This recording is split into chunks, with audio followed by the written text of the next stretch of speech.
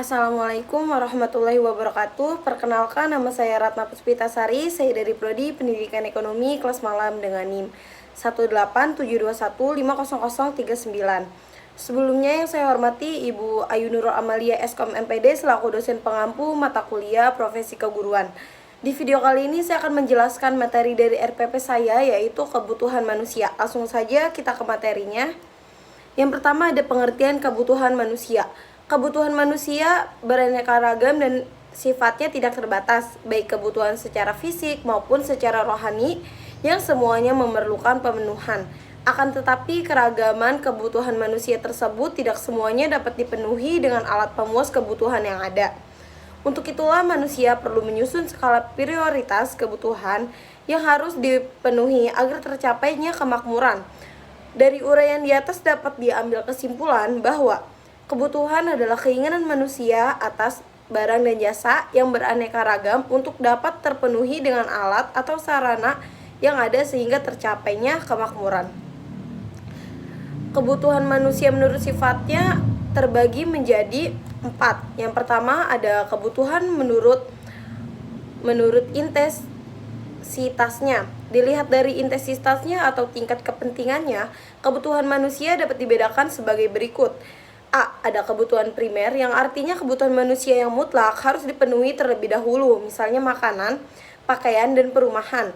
Yang kedua ada kebutuhan sekunder yang berarti kebutuhan yang sifatnya sebagai pelengkap setelah kebutuhan primer terpenuhi, misalnya meja, kursi, lemari, peralatan, atau perlengkapan rumah tangga lainnya.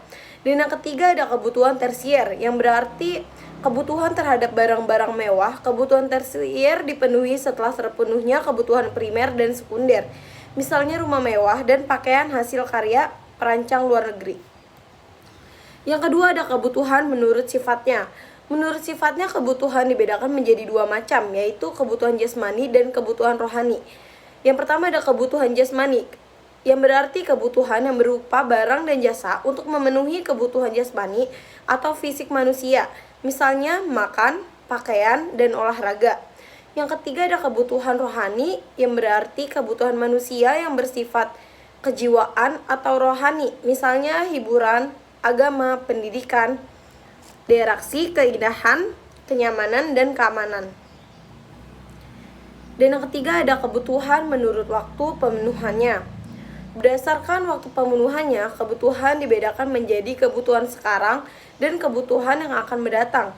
Kebutuhan sekarang berarti kebutuhan yang harus dipenuhi pada saat dibutuhkan, misalnya buku dan alat tulis bagi siswa, obat bagi orang sakit, makan, minum, berpakaian, dan sebagainya.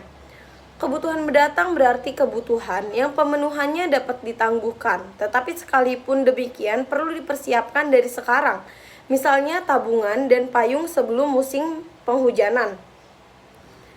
Dan yang terakhir ada kebutuhan menurut subjek atau konsumennya. Dilihat dari subjek atau konsumen yang memerlukannya, kebutuhan dapat dibedakan menjadi kebutuhan perseorangan atau individu dan kebutuhan masyarakat atau sosial. Kebutuhan perseorangan atau individu adalah kebutuhan yang berlangsung berhubungan dengan pribadi-pribadi manusia. Misalnya kacamata bagi orang yang membutuhkan kacamata, obat pertanian bagi petani, dan buku pelajaran bagi pelajar. Dan yang kedua ada kebutuhan masyarakat atau sosial, yang berarti kebutuhan untuk umum atau masyarakat yang mempunyai kepentingan sama, misalnya jalan, jembatan, sekolah, pasar, waduk, dan bendungan. Sekian presentasi saya, kurang lebihnya mohon maaf. Wassalamualaikum warahmatullahi wabarakatuh.